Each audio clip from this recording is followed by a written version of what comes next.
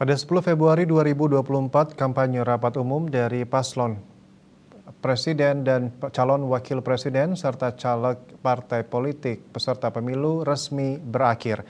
Hari Sabtu ini juga merupakan hari terakhir bagi para kandidat untuk berkampanye.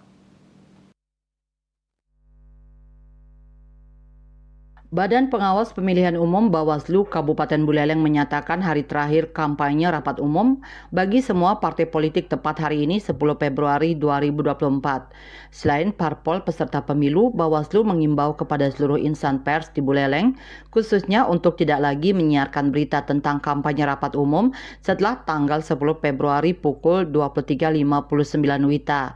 Hal tersebut dimaksudkan untuk mencegah potensi pelanggaran masa tenang pada penyelenggaraan pemilu tahun 2024 di Kabupaten Buleleng. Selama masa tenang, Bawaslu juga mengimbau untuk tidak menyiarkan berita, iklan, rekam jejak, atau bentuk lainnya yang mengarah pada kepentingan kampanye pemilu, baik yang menguntungkan atau merugikan peserta pemilu. Yasri Yuli, Bali TV.